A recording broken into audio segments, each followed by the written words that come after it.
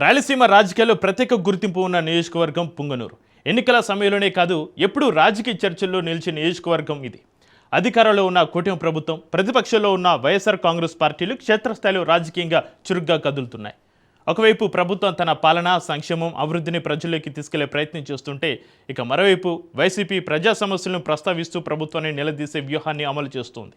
మరి పొంగనూరులో ప్రస్తుతం వాతావరణం ఎలా ఉంది, ప్రజల ఎజెండా ఏమిటి అనేది ఇప్పుడు ఆసక్తికరంగా మారింది.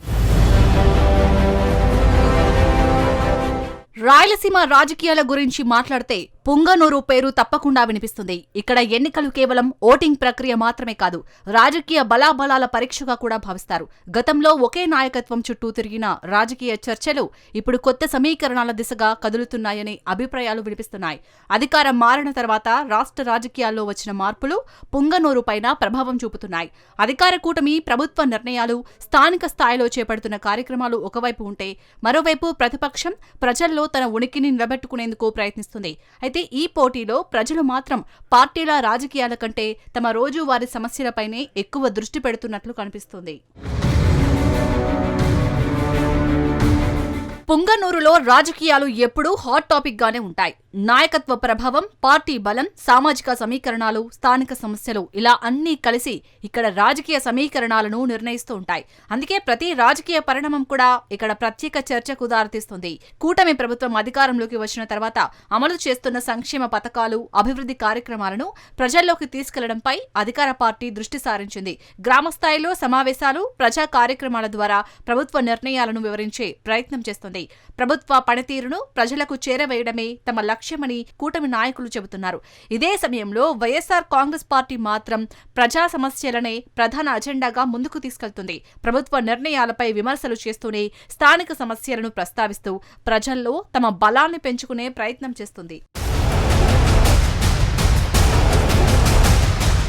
రెండు పార్టీల రాజకీయ ఎత్తుగడల కంటే పుంగనూరు ప్రజల దృష్టి స్థానిక సమస్యలపైనే ఎక్కువగా ఉందని అభిప్రాయాలు వినిపిస్తున్నాయి.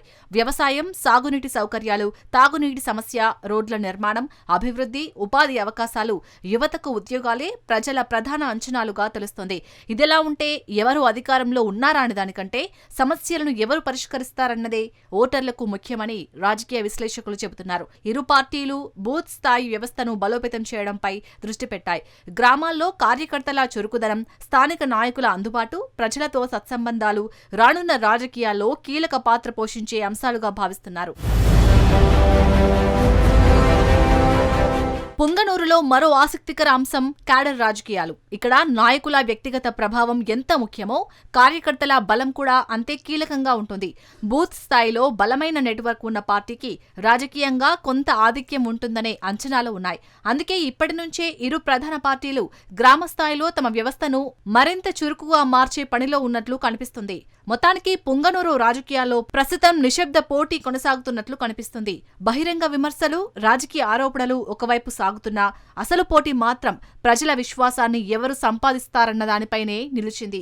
రాబోయే నెలల్లో స్థానిక సమస్యలు, ప్రభుత్వ పనితీరు, ప్రతిపక్ష చురుకుదనం ఈ మూడు అంశాలే పుంగనూరు రాజకీయాల దిశను నిర్ణయించే అవకాశాలు కనిపిస్తున్నాయి.